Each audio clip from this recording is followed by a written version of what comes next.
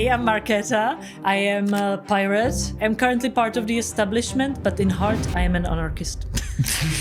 Okay, cool. I don't know if you remember the Pirate Bay. Before Netflix and chill, we downloaded everything from the Pirate Bay. And the police stormed the servers. But Rick Falkvinge at that time, the founder of Pirate Party, was like, well, I don't like this. I want free internet. I want to share anything I want. And I want privacy. I don't want anyone to know what I just downloaded. You know, so that's why Pirate Party, because the Pirate Bay was the origins. We went together to Georgia to inspect the elections. What did you notice? The elections were fair? I don't think so. I think they were fraudulent. And given the videos that we've seen, given that what we've seen on spot, we did not see the ballot stuffing, but I've seen the videos of ballot stuffing. So very tense elections with very strange behavior. You can then tell me what you've seen. I'm not 100% if it was real. I don't have enough evidence to support it. Do you want common European defense? You want to have a common army? This is what you want? In 1945, Europeans decided to give everything to the US in terms of its own defense because we were afraid of ourselves, that we were continue fighting. And now it's 2025. I think it changed. I don't think Germany is going to attack France anytime soon. So maybe we should adapt. I'm not sure whether I should tell you, but I have actually PewDiePie chair. I don't know if you hate PewDiePie or not. No, I like PewDiePie. Yeah? I like because he called you out once now. Yes, he said that but what I did in Japan. Yeah. But we're recording. Is it okay? We're recording. Let's leave this.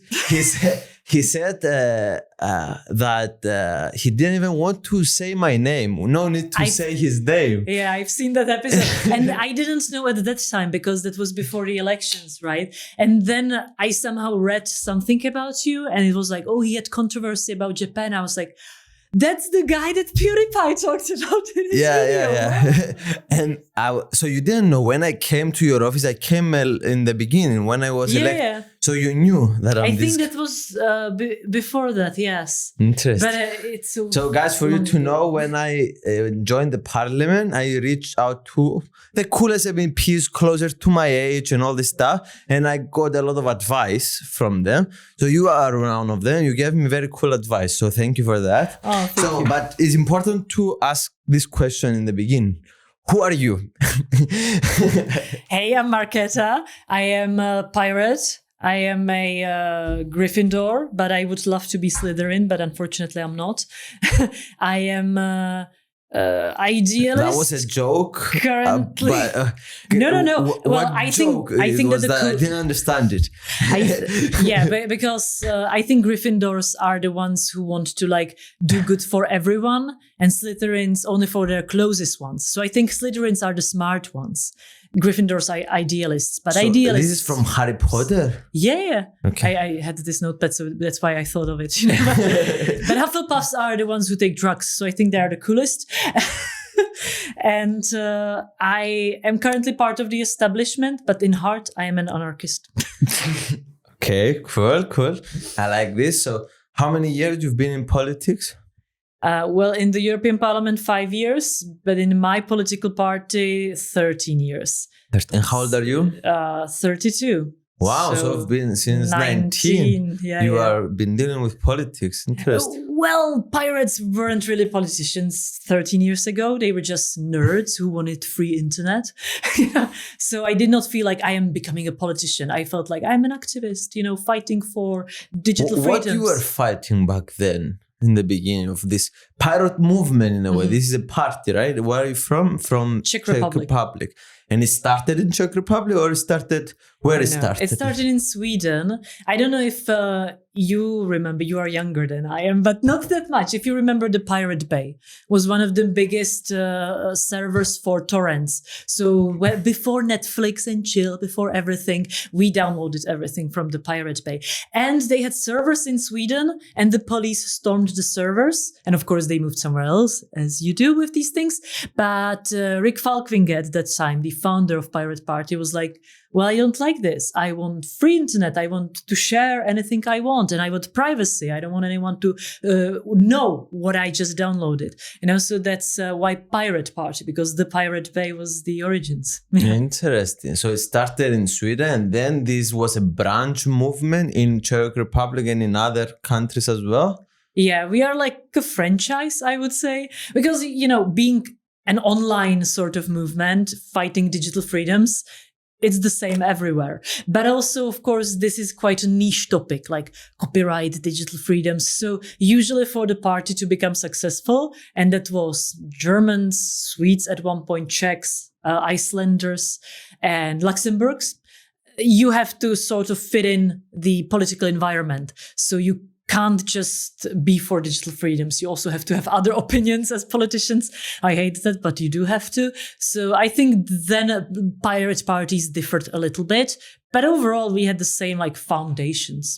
So I'm very interested to this franchise, not like McDonald's, but for political groups, for political parties. How does it work? Since you are working, you have been living your life in one. So how is that? So you have some stuff to do from the founder in Sweden, and he's giving instructions. I don't know. Are you deciding your own rules and you just have the brand name? Is it any money involved in this? How does it work? It's a cool idea. Also, Volt is kind of trying to do the same thing. Yeah. They are successful. They have like 5 MEPs. Yeah, you are the only pirate. I am now the only one. We downsized. We had 4. You had 4 in the previous term in the European Parliament. But even that is very small compared to like other parties having 50 MEPs, 60 MEPs. I don't know. Yeah. So this is not brave. It's like minority stuff. So how does it work? How does a franchise work? That's a good question, because we are not as organized as Volt, I would say, but it's also because we just grew up as, I would say, we used to have this ideology swarm movement, which pretty much meant that you put out online an idea. And if it is a good idea, people will follow. So that's how all of these volunteers sort of got together. And I think that pirate parties never had like a clear ideological set. There was a clear liberalism, like we want as many freedoms as possible. But then, some shifted more also towards progressivism. Some shifted, I would say, more towards like the capitalism/liberalism, so libertarianism, I would say.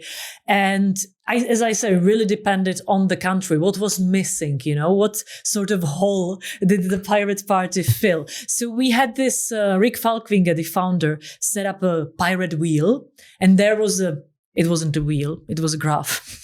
But in the graph, there was some basics, mostly like, have as much digitalized state so that you eliminate corruption because it's transparent and everybody can one-click, information. So immediately you have anti-corruption party narrative, you have the digitalization, you have the efficiency, the small effective state. So all of these things somehow were clear based on the pirate wheel. But the rest, it's sort of up to you, sort of up to what people you attract. And sometimes it can shift. Like, I guess, for instance, I know that in Iceland, because Iceland is actually very feministic, the Pirate Party is also like ultra feministic. Incomparably to the Czech Pirate Party. That does not mean the Czech Pirate Party is against women. So it's kind of localizing also. Yeah, absolutely. So I think Volt is more centralized, right? Like, they have this program and every Volt party in every European country has to oblige to it. We were more like, we have these national programs, and occasionally, once per 5 years, we put together a common European program, and it's the lowest common denominator that all of us agree on. Okay. So you have a common European program. Yeah, I helped writing most of it, actually. But as I say, it's the lowest common thing that we can agree on. So a lot of things are missing. That's probably because not all pirate parties at that time, I think maybe like 13, did not agree on it. Oh, okay. So how many pirate parties there are? That's a complicated question because that changes, and also, it depends on whether you consider the registered ones or not, because in some countries it's really hard to establish a political party. I don't know about Cyprus, but in Czechia it's very easy. You just need to get 1,000 signatures and you are done. But in some countries like Italy, Poland, etc., you need to not only register the party, but then also get somehow like signatures for running in the elections, or you have to print out your own ballots, which costs a lot of money. And based on how many ballots you can afford to print out, you might limit how many people can vote for you. It's ridiculous, honestly.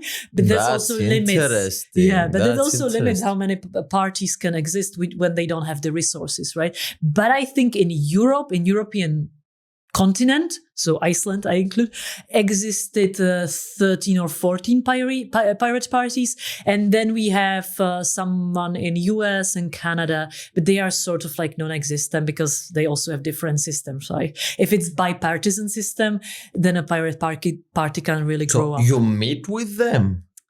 And Yes. you have meetings, annual meetings and you dress like pirates. I don't know. Or yeah. We do have meetings. We have European Pirate Party and Pirate Parties International. So 2 organizations. I was actually chair of European Pirate Party for a couple of years before I got here. Then I did not have the time. And they sort of sent their representatives. We meet there. We either talk the program, approve the program, or talk whatever projects we should do. How should we help each other? But mostly now it's about the successful ones. So for instance, the Czech Pirate Party, helping the others out become successful too. How do you define success? That you ideally have some elected representatives somewhere.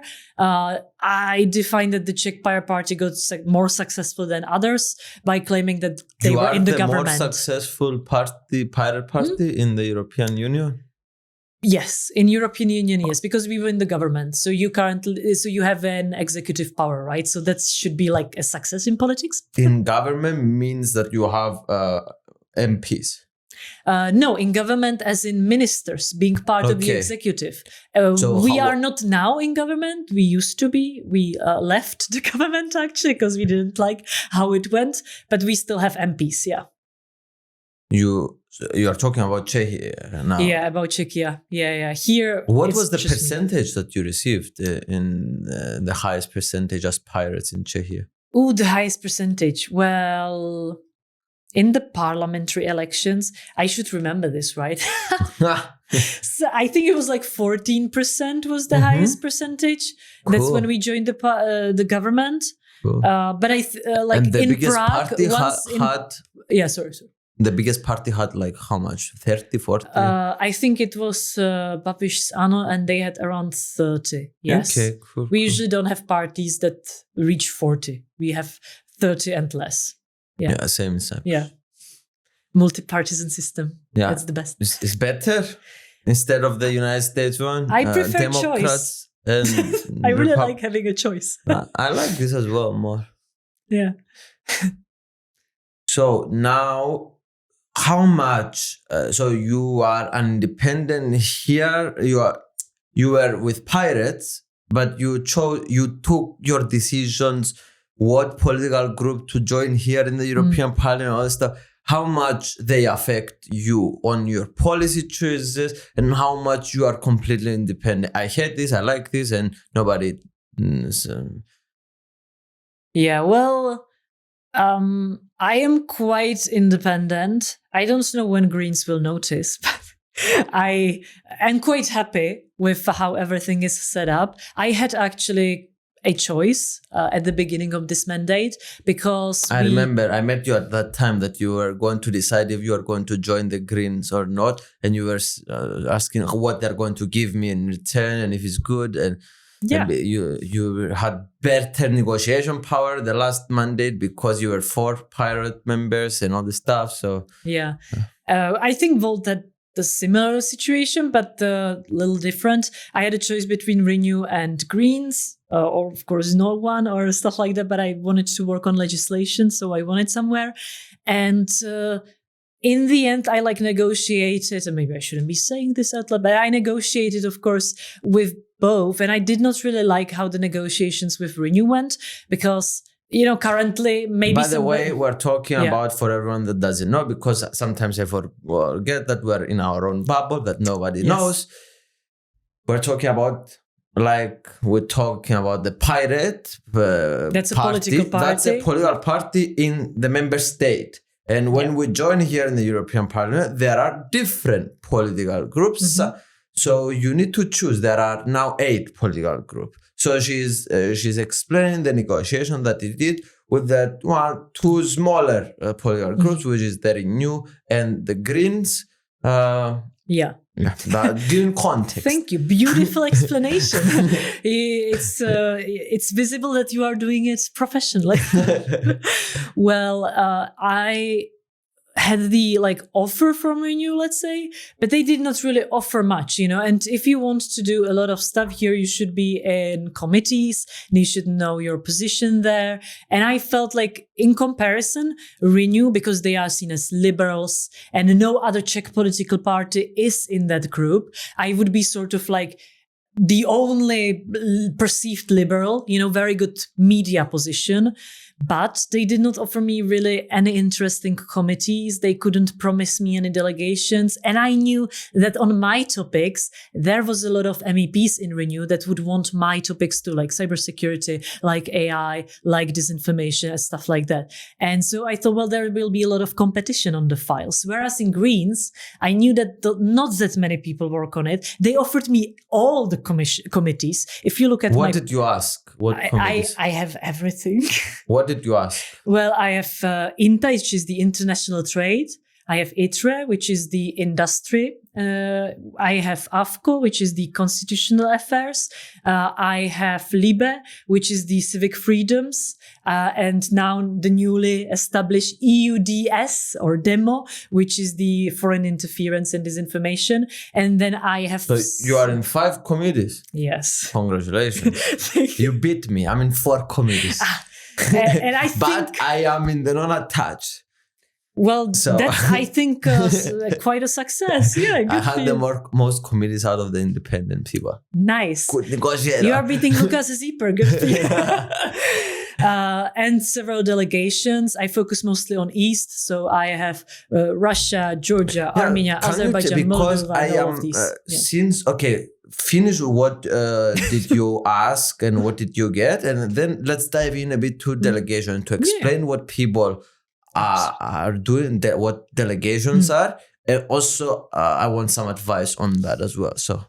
No, I will just finish that. So in the end, what Greens offered me was a lot of work, and Renew offered me sort of more media, presentation or better media position. And so I decided for media, more work. Is that true? Is mostly how they were going to give you exposure? For Czech context. It's not like Renew would provide me that, by them. But if I were in Renew, in Czech media landscape and, perceived by Czech citizens. But who cares about Renew? Unfortunately, in Czech Republic, a lot of people think she's in Greens, she's the crazy, crazy one. Fair. Whereas if you're in Renew, they think, liberal, they don't really listen to you. But do they understand what Renew and Greens are? No, this just hear liberals and they are like, oh yes, I am a liberal too. So I vibe with them, Okay, cool. It's all about emotions. A lot of people don't dive into it really deep. Cool, That's why we do these podcasts, so that people know. But if they just hear liberals, they like me more. So now currently I am not one of the reasons that I didn't join the Greens, because I also was thinking to join the Greens, was this idea, because they label you something and then you cannot do a lot of things. Not only that, but I will steal your water. Is that okay? You have what? Absolutely, I have mine. I didn't know what can I say? I'm not a gentleman. Okay, let's dive into delegations. And so we actually conclude. So now you are in Greens, you got offered everything you wanted, and you are happy with the delegations that you have in your work. Yeah, I'm quite happy also with the topics that I can work on. And do you get files? Do you get a lot of files like you wanted? Yeah, a lot of files. My team is like, every time they can tell me, oh, do you want to maybe leave one committee or something? Because it's like so many, but it's very manageable, and I have great team, and we are here for the 6th year because it's start of my 2nd mandate. So I think sort of we know what we are doing, everything's in place. But yeah, I need to slow down a little bit. I just want to finish one thing in AFCO, and then I will leave AFCO. So actually, I will have 4 committees like you. Okay, so don't worry, I will not be your competition. Interesting. And you are in Democracy and Shield as well, right? You are a substitute member? I am a substitute member there, yeah. I remember I sent you a video. I replied to you with the longest email and you never replied to me back. Well, I read it, and that's why I wanted to do this podcast as well, because that email showed that you actually value me, and you wanted to reply, and you wanted to answer and all this stuff. So anyways,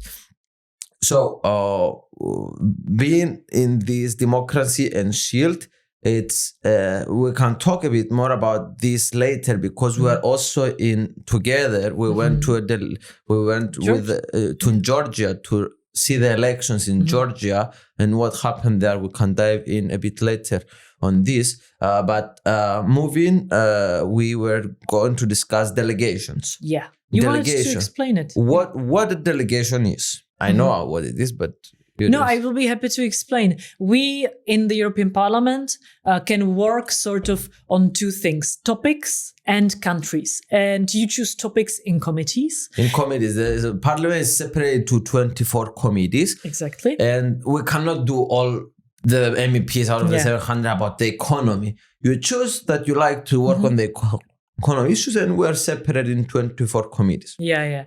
And delegation, because we are still European Parliament. So we have parliamentary relations with other parliaments. And that's what you do in the delegations. You travel, or they travel to you, to other countries. And then it differs based on what sort of relationship the country has with European Union. It either is a country that might want to join the European Union, such as Georgia, such as Ukraine, or it's a, sovereign country such as the US that is just our partner and maybe wants to trade, maybe wants to put tariffs on us or something, or it's what we call hopefully not. Yeah, or it's what we call adversary or competition, or downright an enemy, Russia or maybe China. It depends, but we have different relations, and then it depends what the delegation then does. Either it travels there with business delegations, for instance, Taiwan. Mostly all the delegations that go there bring businesses there to have an economy exchange. Most delegations going to Georgia, or used to do that, or maybe to Armenia or Moldova, deal with the association agreement. How do you join the EU, and we try to help them when they want to. And there are no traveling delegations to Russia currently, for instance, or China. But in the future, we never know. But this is sort of what delegations do. It really depends. Yeah. Okay. So I understood what I want you to talk about. Maybe give me advice. I went to some meetings with delegations, but mostly they do nothing. Well, it depends which ones you got. I don't like doing this to say nobody is doing nothing. No. So there's a lot of things that were successes, but do you actually have examples of delegations that you were in the past 5 years that actually did something substantial, improve a relationship with a country or something like this? Yeah, well, as I said, it depends. I had also absolutely useless, pointless delegations. I was in delegation for relations with NATO, and we literally never met. We did nothing. Currently, I am, for instance, in the delegation for relations with Russia. We also do nothing because there are no relations with Russia. But I actually think that the candidate countries, like, for instance, Moldova delegation, they are quite helping because we travel there. We give them our input on what should they improve, how can we help them. We give them a feedback. Then they, of course, tell us what they need. Where are the blind spots? For instance, Moldova had a huge problem with corruption. They all wanted to do something with it. They just really didn't know what. And so there was a huge exchange, a lot of help. And I felt like that, meant something. When you went to delegation in Moldova. This was yes. the past of mandate? This was in the past mandate. I think it was in like 2022. But, some of the years, and especially after COVID, I don't know what year it was, but everything happened 2021 or nothing happened 2021. I don't know. It's interesting. Also, we went together to Georgia to inspect the elections, let's say, as European Union, because they want to become part of the European Union. It seems the people of Georgia desire this. They're a bit divided, but most people want to join Georgia. So, you're right. Also, so when we went there, I found this also. They wanted us. We were like celebrities in a way for Georgia. Like we're members of the European Parliament that you want to join and you have the desire to join. Yeah. And we were treated very well in a way. Where the president came to talk to us, all the people came to talk to us. Yeah. So this is what you mean when there are countries that they are in the accession process, or we want to do business with them to come in the European Union. It's a lot more impactful, these things, which it's interesting. Yeah. Overall, it's an interesting observation. So let's jump into Georgia. How was your experience? What did you saw? How you perceive it? What was your experience?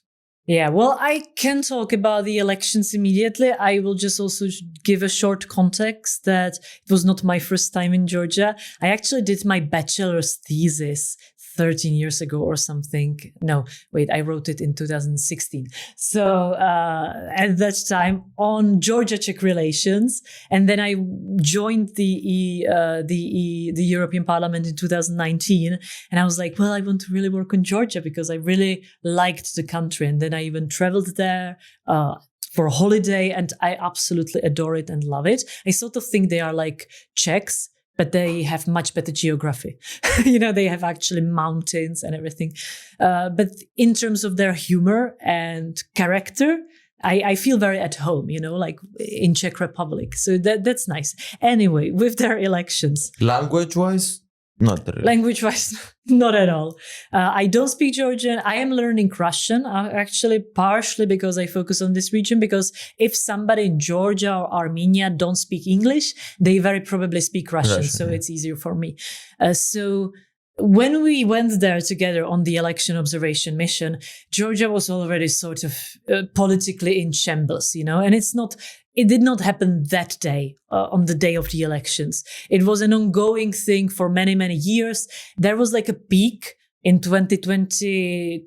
Well, in 2020, I would say, when I really thought we are making the difference with the delegation, with everything, like Georgia was progressing like this, reforms, economy, everything was great. And everything seemed like, they are joining the EU maybe in 10 years or something, right? But then suddenly, I think during COVID, something happened, something switched. Maybe some oligarch had their money in Gazprom in Russia. Maybe, I don't know. Maybe it's the invasion of Russia in Ukraine. But it happened in 2008. What? Oh, you mean 2022 Ukraine? Yeah. Well, Russia invaded also Georgia. Yes, maybe people started to be afraid. Yeah, this is what I mean. Yeah, but I think it started a little bit sooner, at least from the political side, maybe not from the people side, but from political a little bit sooner. Maybe they just felt like, now is COVID, so nobody's looking, so we can, steal a little bit of money from somewhere and do whatever. And then Ukraine came and they were like, so we need to pick a side. And I feel like the Georgian Dream, the current governmental main party, picked a side, and they picked Russia. I think that Putin will win, so they want to be on his good side. I'm sad for it because that's the authoritarian side, and I sort of prefer democracy. I'm not sure if they actually picked a side. They seem to want to be also Georgian Dream to join the European Union. I don't know, maybe I'm wrong, but they are very afraid of Russia. They want to keep also the relationship with Russia. They are doing a lot of business. They have a huge influence. Also geographically, they are very close to Russia. Yes. Instead of, so I don't know. I'm just saying maybe this is a diplomatic way that they're trying to see this. I don't know. Maybe you have a completely different perspective. Well, my perspective is influenced by all the experiences with the political representatives. What we've seen or experienced is that, when they come here, when they came to Brussels, I talked to many of them. They were like, yeah, we absolutely want to join the EU and we want to be partners. But then they went to their home and we've read articles where they say, oh, these stupid MEPs, they are, they are, I don't know, woke, progressive something, and they just want to destroy Georgia. They don't understand it, nothing, And I'm not talking about like me from the Greens or something, but even like conservative MEPs were attacked like that. And we talked to them and we were like, why are you saying something to us? And then you go back to your home and you say complete opposite. We can read. We read it. We can Google translate it, from Georgian. And they were like, no, you don't have to care about it. That's just like internal politics. And we were like, but we can't do business like that because then you are influencing your citizens against us. So if we were to one day accept you to the European Union, a lot of your citizens would be like, oh, but the European Parliament is stupid or the European Union is overregulated. And we can talk about whether it's really overregulated or not, but they would think these things based on lies, not based on true data, and I feel like what this if they dichotomy. actually felt that we are woke, so they don't have the right to say it? I don't know. No, I used it because I don't know, or whatever they said. I don't know what they said, but what if they actually feel what they came? Then, of course, they can say it. I, for instance, completely respect the Eastern Ukraine saying it, but they can still also join the EU, even if they disagree with some of the things that they see. Of course, but no, I was saying that they are using it to attack us, like personally. Like, Andrius Kubilius, he was the most hated by the Georgian government. He's now European Commissioner for Defense. Andrius Kubilius is an unsuccessful loser of a politician. He used to be prime minister. Now he's barely an MEP. They write smear articles like that. It's not based on, an opinion, an honest opinion that you think, European Union has this problem. It's like Andrius Kubilius is shit because we say so, and I just don't think that's how you can do diplomacy. I feel honestly that's, also very similar to what Trump now does, but yeah. And these were people from the Georgian Dream. Yes. For instance, also the Kobakidze, the current prime minister, he even has, if you Google or put into Wikipedia, the Global War Party, and you try to find out what it is. It says on Wikipedia, it's a conspirational theory established by Kobakidze. And they sort of came up into Georgian media with an idea that there is a global war party, secret global war party nobody knows about. And it actually resides here in Brussels. And it's controlled by, I think, MEPs. I think I am part of global war party, apparently, based on Kobakidze.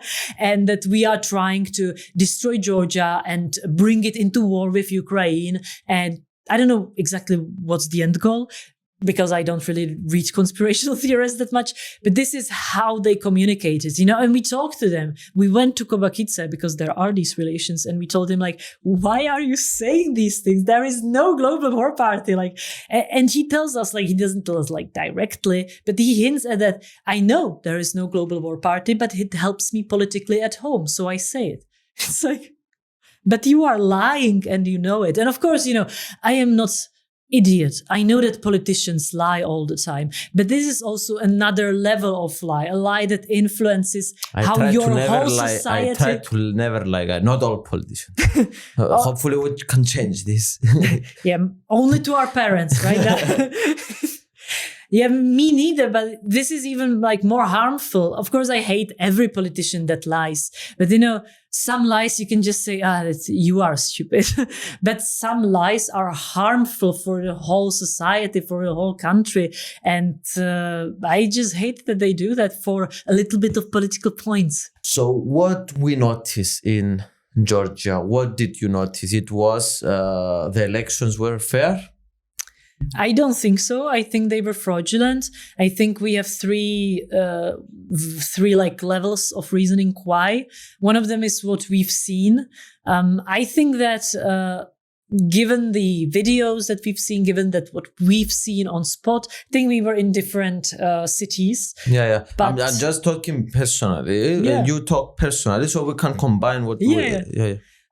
What I've, for instance, seen is that they are trying to prevent people voting more times at different locations by spraying their finger with some spray that's visible under UV light. And I personally have seen that in a certain area where we were told that there are some Azerbaijani and Armenian minorities, and they even started a fight when we were there. They did not use the spray. They just pretended, the guy behind the counter was like, "Whoa."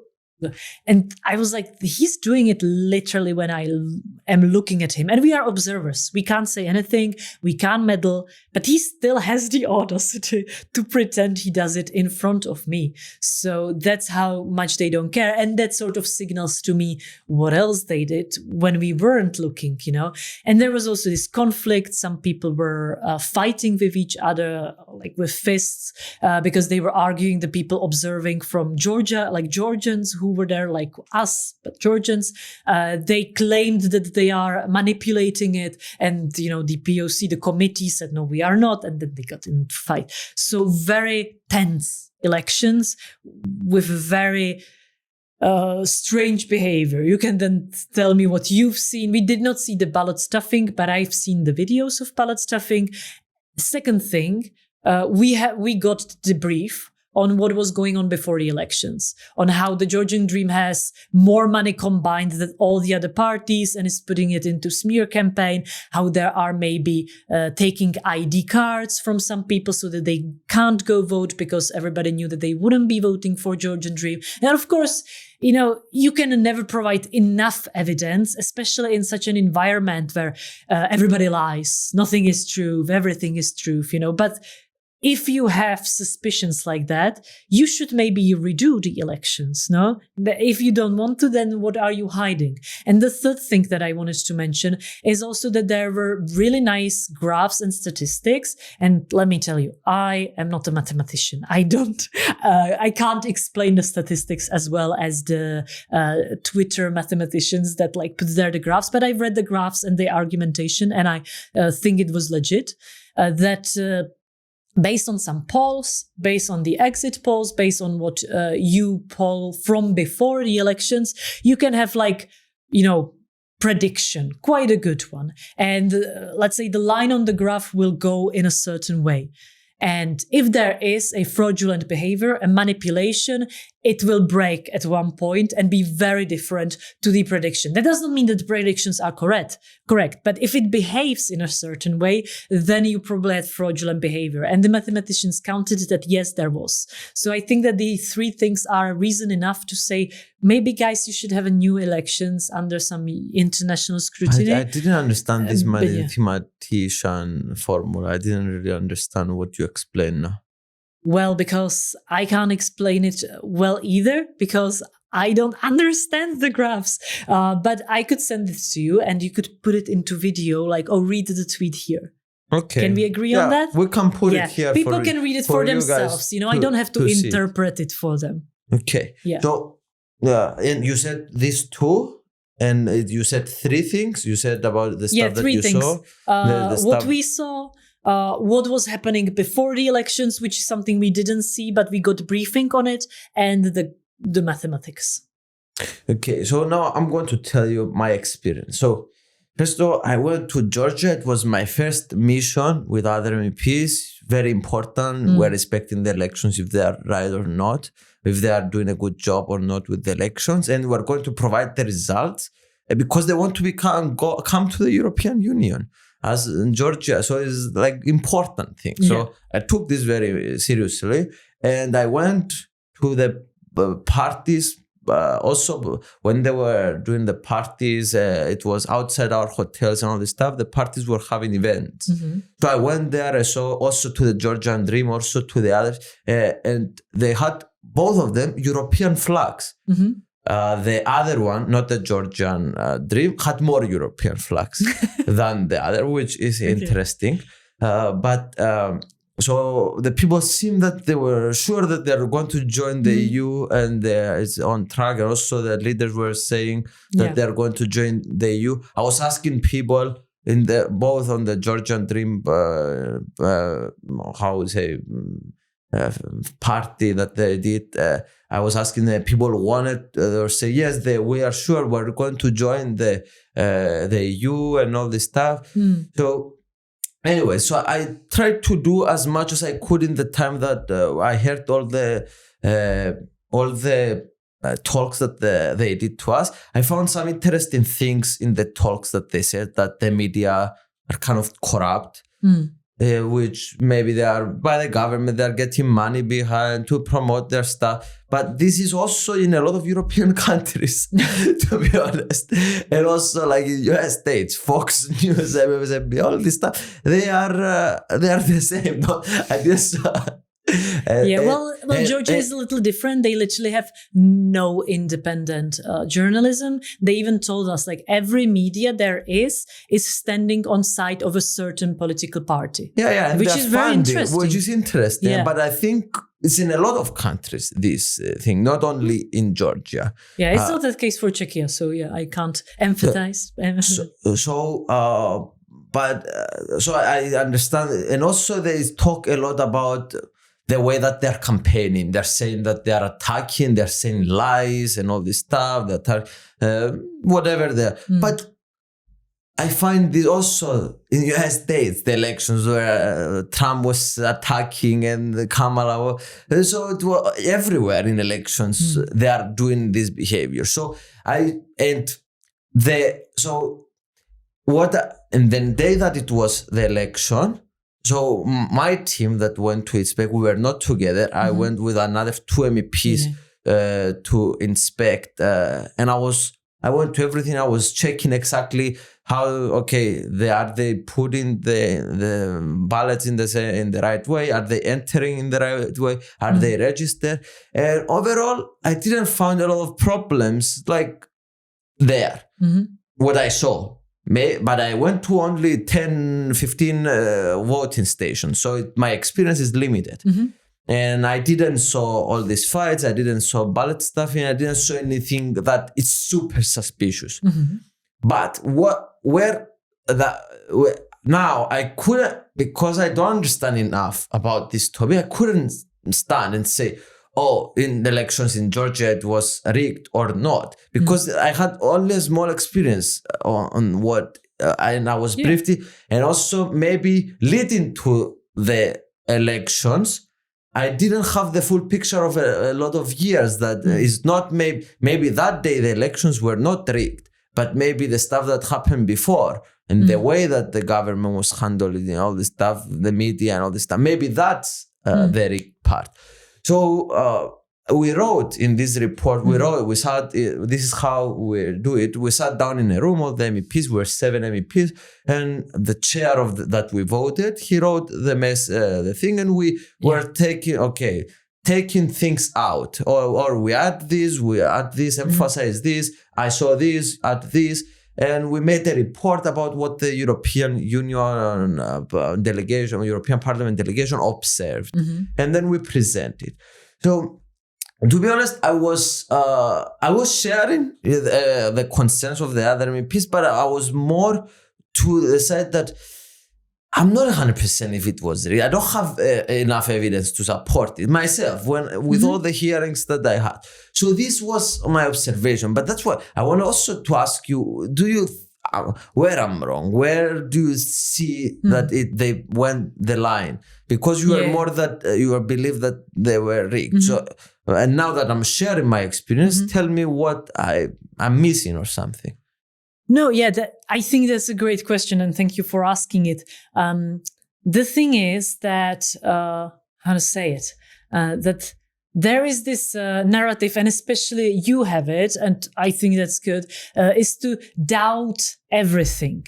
And to some extent, you can continue doing it, but at one point present it with evidence, especially given your position that you are currently a politician, not just, an like observer that can't have opinions. You need to form an opinion. And of course, all of us are forming our opinions just on the limited amount of data that we have. And yes, it's unpleasant to do it sometimes. Sometimes I also feel like, how can I vote on this? I don't know enough information about this. But I think that if you want to keep being a politician or something and vote on things, you need to decide, and you need to decide to have an opinion and not doubt everything continuously.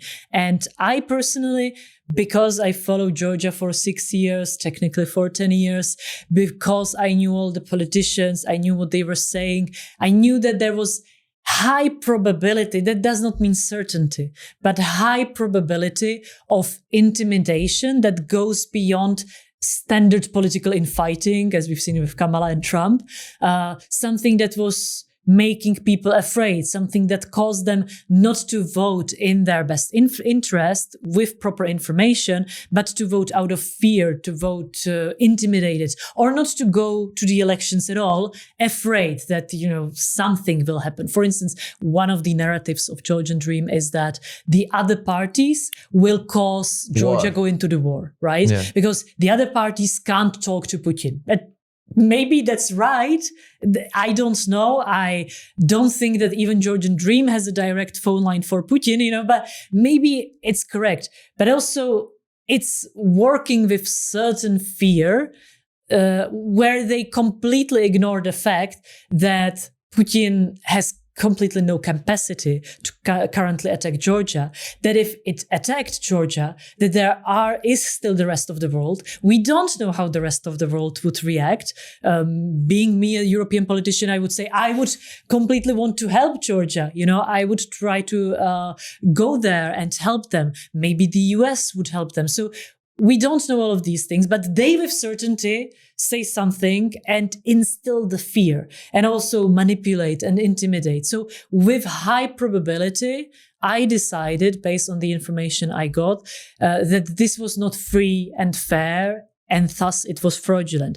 But of course, if you ask me, but how can you be certain? I will tell you, well, I can't, because you can't be certain with anything in life, in politics especially, and you just need to base, your opinions. But that's how everyone else does it. So if you won't do it, then they will do it for you. If I did not speak up in the meeting, then other MEPs will decide for me what the statement will be. So I need to form my opinion. Does that help you or make sense? It's very interesting. But by the way, I don't know if you noticed in the meeting, because my opinion were closer to, I'm not sure if there is. Yeah. So I was trying to influence the text to be as mild as possible. Yeah. So I took, and that's how you felt. So when it was the time for me to take stance, I was trying to remove some stuff that I thought it could be more mild. But so I took when it was necessary to take a stand. But for me, I see it sometimes when you are not sure about something, maybe this is not your battle to fight.Maybe this was your battle to fight because you had more time, more experience and all this stuff. Maybe this is not my battle to fight. There is 100 things that you can do in life. You can fight 100 battles. Yeah. So you need to choose your battles. You told me you were interested in education, right? Yeah. So you need to choose your battles wisely. So I agree with you. We are politicians. We need to take a stance, but stance that we are comfortable with, not stance that we are not 100% sure about.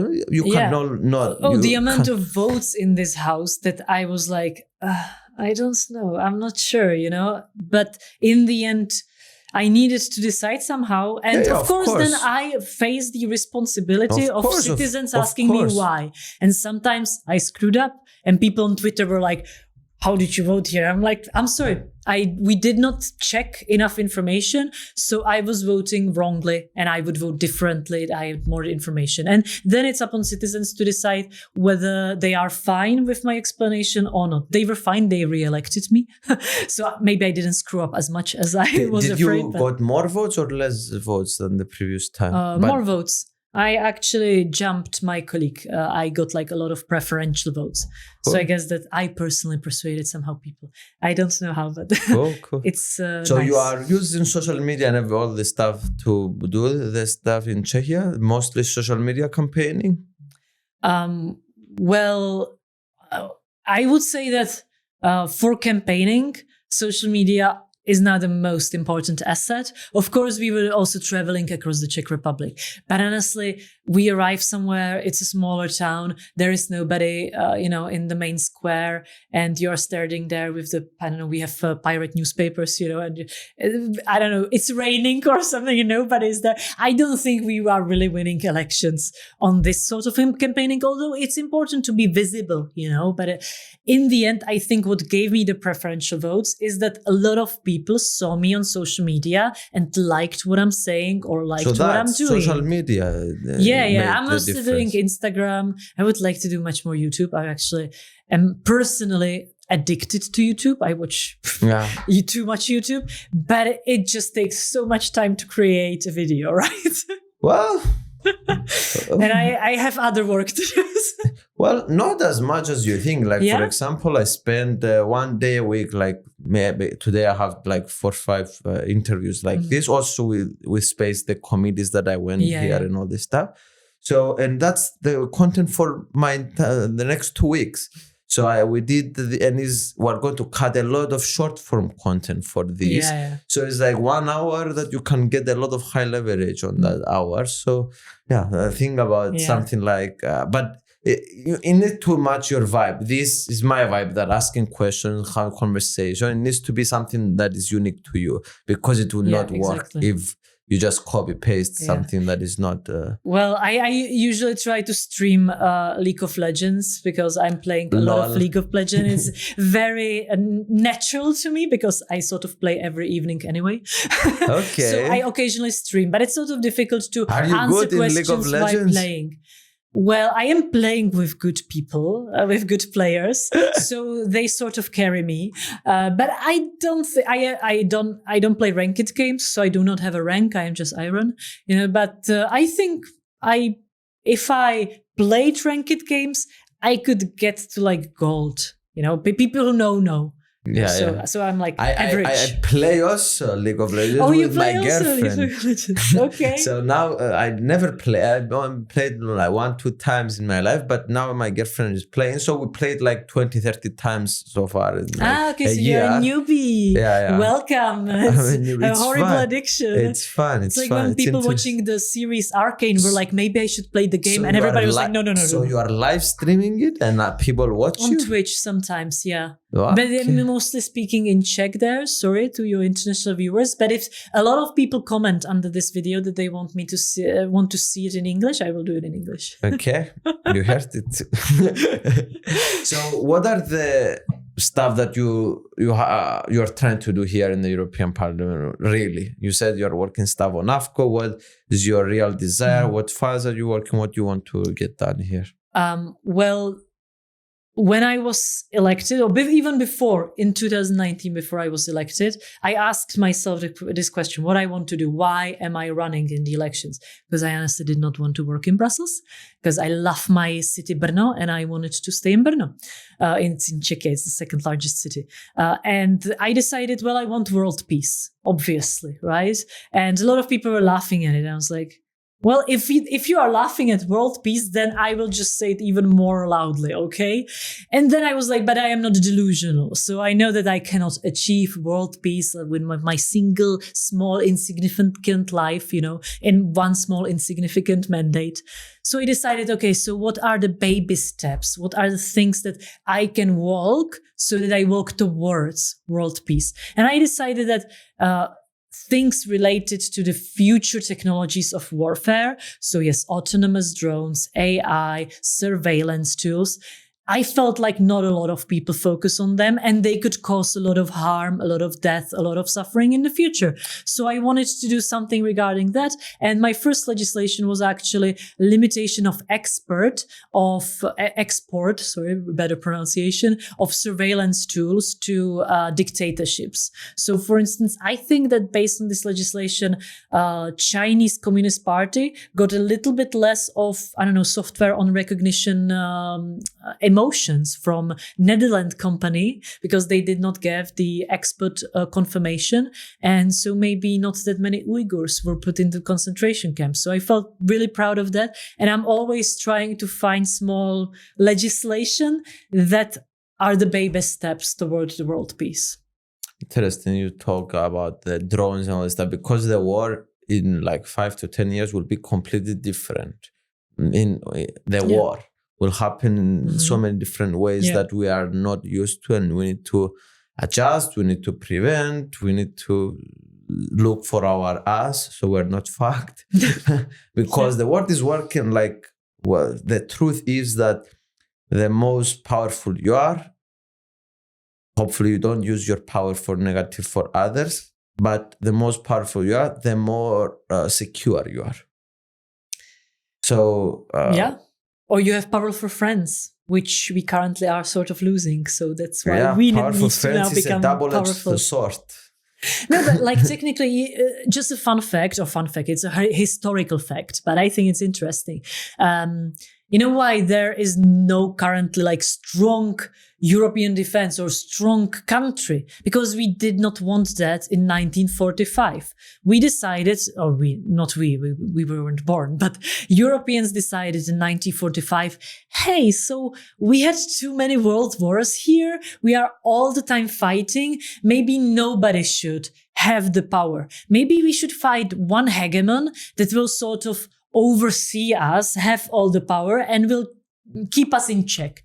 And we decided commonly, based on the winds, based on Churchill, Roosevelt, and others, that it will be United States of America. So in 1945, Europeans decided to give everything to the US in terms of its own defense, because we were afraid of ourselves, that we were continue fighting. And now it's 2025. I think it changed. It doesn't seem like we want to fight anymore. I don't think Germany is going to attack France anytime soon. So maybe we should adapt. Again, why not? We don't have to be rigid all the time and say but it's like common European defense? You want closer to the federalization, you mean? For all the European countries to put money and to have a common army? This is what you want? Or what is exactly what you are presenting here?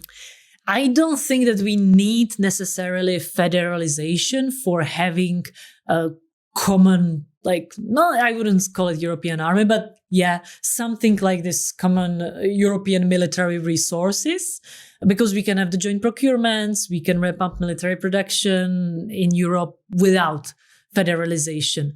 But yes, in the end, I, think my ideal version of European Federation is decentralized federation of regions, where you have regions. So everything is decided on the lowest level, subsidiarity.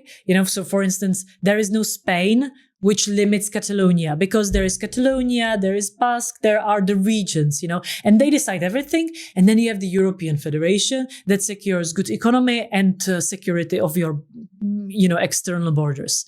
And that's a strong union, strong thing, so it can do it. Of course, somebody might say, oh, but how do we do it without national states, But they also did not exist previously, and there were huge empires, So I think it's just a thing of creative imagination. And I also think that national states really had their chance for many, many centuries. They sort of screwed up. So I think we should look into something new, And I feel like democracies are failing. Nobody really believes in democratic institutions anymore. I feel like national states are failing. I feel like we need some big change. So I don't really like fascism. So your idea is that we remove kind of the member states like France and all this stuff, and we become more like cities. Sort of, because or regions, cities are too small. Sort of, because I see it, let's say in Czechia, but it can be applied to any and country. then we vote what? We vote president of the European. I will first explain it. Okay, I have this whole vision. I also have a book, but it's in Czech. So with my vision, it's. I feel like a lot of people when they say, "Oh, but we will lose our national something identity." National identity is not borders. National identity is culture, humor, common history, maybe even recipes, your language. And you actually better protect all of this on regional level. In Czechia, we have sort of like Bohemia part and Moravia part. And Moravia has like this old school traditions keeping alive. Bohemia does not. Bohemia does not really care. We have some history, but we are more like city-like people. We don't have the village traditional, outfits and everything. That's in Moravia. But still, Czech Republic says that it's tradition, but only Moravia does it. So Moravia actually protected its tradition, not Czech Republic. And so I think people are afraid of losing what they would actually protect better on regional level. And when you ask me, how would it work? Well, here, I don't have strong preferences, honestly, because I feel like, I am more of a visionary, honestly, than like the person on the ground who would then design it. Although I have a lot of visions and a lot of things that I think it would work. But yeah, I think that most people would mostly vote their regional politicians or whatever. We can also discuss whether the current representative democracy is really the best one. I feel like it's a little bit failing. I think we should maybe more look into direct democracies, just they have in Switzerland, but we also need more emancipated people. So this is a project for hundreds of years, okay? I'm not talking about it happening tomorrow. But for hundreds of years, we could emancipate people so they can more participate in their regional democracy. And then they would just elect somehow someone, again, we can be a little bit more creative about it, that would represent the economic power and the security power and ensure that it all works. Of course, somebody might say, oh, that's a really nice vision, but, how would it work? But, I think it's important to have the vision, because currently, don't you feel like every politician is sort of just like running around for 4 years spans, and they don't have a vision for 10 or 50 or 100? And I feel that's what's lacking. If you don't have the vision for world peace, as I do, then what are you actually doing? Why are people in this house going into committees, negotiating legislation, if they don't know what they want to achieve in the long term, And there are so many of them that don't have it. So I prefer the big visions because I feel people are lacking them. And then some much smarter people than I am will fulfill the visions with the practical stuff. So you wrote a book about this? It's actually a book of many more people. I put it like together. I have some opinions there, the visions. And then, as I said, I asked academics and much smarter people than I am to put there how they would put it into practice, or how it used to be, or how is it now in Brazil? How is it in Germany? How is it in Switzerland? They are all federations. Or how is it in the US? And to describe how it could work. So yeah, it's called Vision for Europe. And the vision is federation. But, so it's basically similar to the US. The States of America for Europe. Yeah, to some extent. What I would actually say that currently US is doing wrong is that I think that the fact that they have bipartisan system on federation level is fine, because on federation level, you need the stability, the predictability, that when it changes, you know what to expect. But I think it's wrong that in their states, they do not have a multi-partisan system, because then people are constrained just in the blue or red, Democrats and Republicans. They never have a choice on their low level of their state, of their country, of their region. So I think if they changed it, if they had red and blue on the federal level, and in states they would have whatever parties, your party, my party, whatever, then they would be much better functioning federation. But who am I to advise them? They seem to be doing fine. Well, fine. We have different definitions of fine. That's fine. Well, they're a superpower. What can I say? There are less people than us, and Thanks they have to us in the 50s, as I say. Okay, interesting. So let's talk a bit because we went over an hour here. Sorry.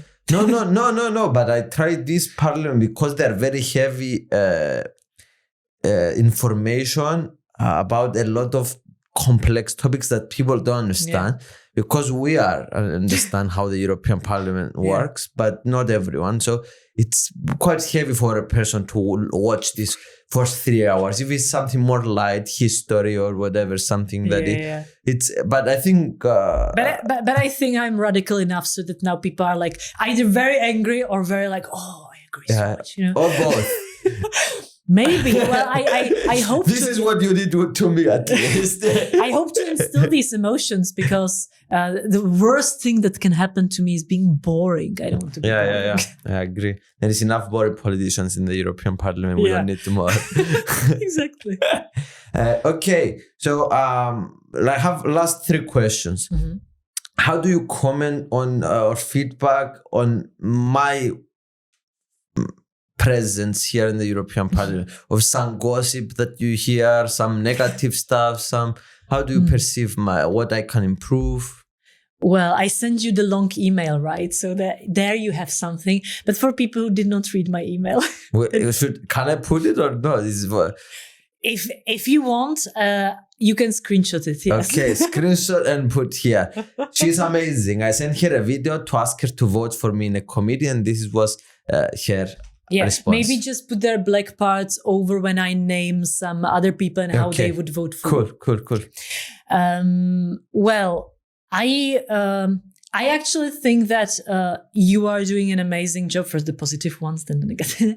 A great job in promoting European Parliament and European Union. I think we are sort of the new generation of people who are trying to do it differently, right? Because before I joined the Parliament, most Czech MEPs, they were just on TV. They did not have even Facebook. They did not have social media. They did not care. And because people like me, people like you, we sort of went there and amassed, supporters and followers, everybody sort of woke up and was like, oh, I should also be on social media. So now I see on my Instagram feed so many of my Czech colleagues explaining what they do. And I don't envy them. And I'm not like, oh, you are a competition. I'm like, thank you.